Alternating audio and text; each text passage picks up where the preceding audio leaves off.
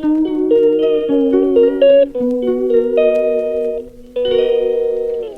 friends, welcome to GK Sports India for this review of the first day's play of the fifth and final test, England versus India at the Oval on Friday of this Anderson Tendulkar Trophy 2025 under overcast conditions on a fairly green top, perhaps the greenest that we have seen in the 5 tests of this series at the Oval.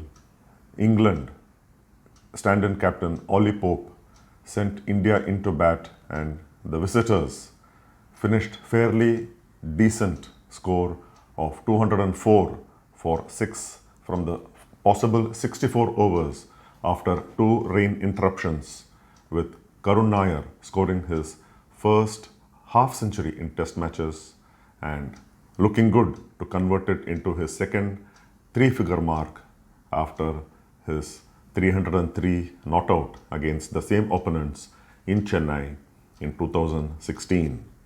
Karun Nair back in the playing 11 after missing the 4th test match and having played in the 2nd and 3rd in his comeback series. He looked solid, good, and was full of patience, and that was what was expected from him in the previous 4 innings that he played before giving way to Sai Sudarshan in the 4th test match. Karun Nair, one of the 4 changes that India made from the 11 that bravely drew the 4th test match at Old Trafford last Sunday.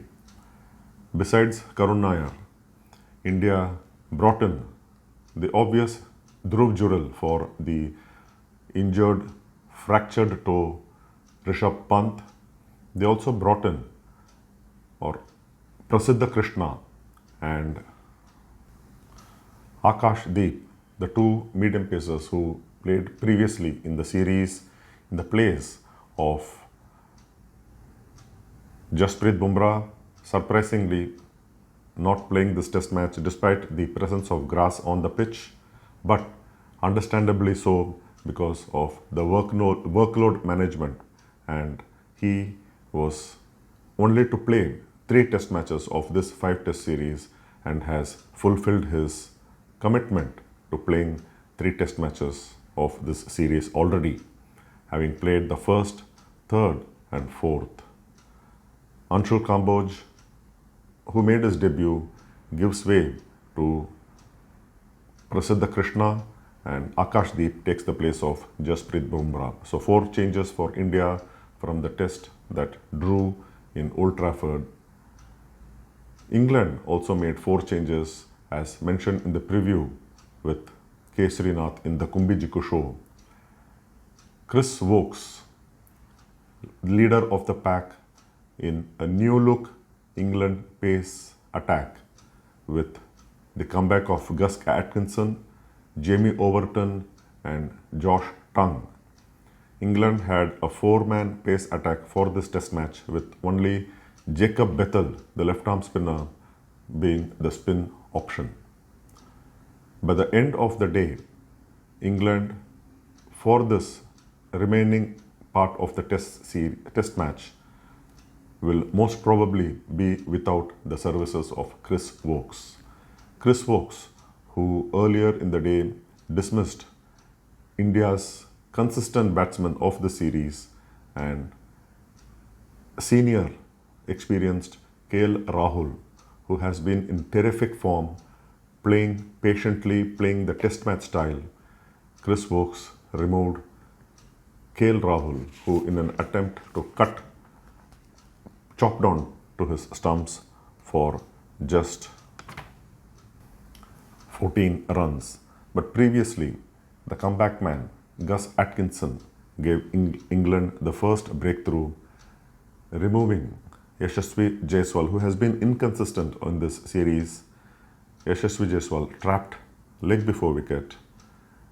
The right arm medium pacer bowling around the wicket. Until then, he has been getting the ball to angle in which Jaiswal left confident of his off stump, but on this occasion, the ball angled in, wrapped in on the front pad. Initially, though not given by the Pakistan umpire Ahsan Raza, he was out after England, after reluctantly taking the DRS. It showed all three red. So Yashasvi Jaiswal gone in the second over of Atkinson and fourth of the innings for just 2 runs. It was left to the Gujarat Titans' successful opening pair of Sai Sudarshan, who retained his place at number 3 and thus pushing Karun Nair to number 5, and Gujarat Titans captain Shubman Gill to put India into a comfortable position. But an error of judgment by India's highest run getter of this series with 400s already, Shubman Gill, unnecessarily ran himself out. Defending Gus Atkinson, trying to steal a single, playing on the offside, but Sai Sudarshan shouting no.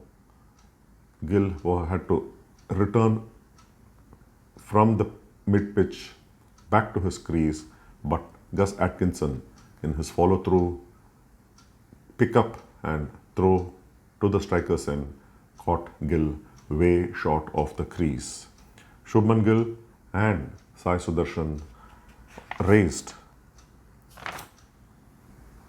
45 for the third wicket, and it was the later 51 unbroken partnership between Karun Nair and the century maker of the previous test match, Washington Sundar, who was pushed to number 8 in this test match. 51 unbeaten runs and looking good for a bigger partnership. Washington Sundar unbeaten on 19 at the end of the day's play, and Karun Nair. That took India to be on 200 runs on this challenging day. After Gill's dismissal, Josh Tongue, who began with wayward bowling, not getting his line and length correct, bowling wides on either side, the leg side and offside in his first over, came back and dismissed the two left-handers, well set Sai Sudarshan, who was playing the patient game, leaving anything outside the off stump, unafraid to play his shots down the leg side, which also previously claimed his wickets on at least 2 occasions. Sai Sudarshan was out to a one that he could not have done anything about. Beautiful delivery by Josh Tongue, taking the outside edge to the wicketkeeper Jamie Smith. And in an identical fashion, the other left-hander, Ravindra Jadeja, was out in a similar fashion. 2 wickets for Josh Tongue, 2 wickets for Gus Atkinson, who later in the day dismissed Dhruv Jurel, the wicketkeeper who replaced Rishabh Pant in the playing 11, edging him to the second slip, Harry Brook, after only previously surviving a leg before appeal with a successful DRS by Dhruv Jurel, as it was missing wickets after he shouldered arms to Gus Atkinson. 2 wickets to Atkinson, 2 to Josh Tongue, 1 to Chris Wokes, and the run out of Shubman Gill. It could have been at least 4 wickets, if not 3, but India lost a couple of wickets, too many, at the end of the day's play. Karun Nair holds the key to India's good score in the first innings, though it it is not a pitch where you will score about 400 runs, but if applied, Washington Sundar and Karun Nair, the way they have played on Thursday, it is not impossible. At least 300, 350 is what India should be looking at to make a fight of this test match. Karun Nair making into the playing 11 perhaps knew the importance of his position in the team. Not that he did not know previously, but this could be his test match to cement his place in the India's playing 11 with the few test matches coming later at home against the West Indies and South Africa. So this is probably a make or break test match for Karun Nair, who showed some glimpses of his batsmanship in the previous innings, previous matches, but could not make it big. That should not hold against him. And on Thursday, he showed what he is really worth. So Karun Nair holds the key along with Washington Sundar, because it's only the bowlers Akashdeep, Mohammad Siraj and Prasiddha Krishna to follow when play resumes on Friday, the second day of this test match. The forecast for Friday, the second day of this test match, is for cloudy and intermittent showers. So expect some interruptions in the play, but you still will expect more action, with India probably taking it to a safe total in their first innings, with Karun Nair and Washington Sundar taking the responsibility. Until the review of the second day's play, have a nice day, take care, stay safe, and have a good August month ahead. Thank you for watching. Do spread this channel, do subscribe if you have not already, and do share it among your friends and relatives. Thank you. Bye-bye.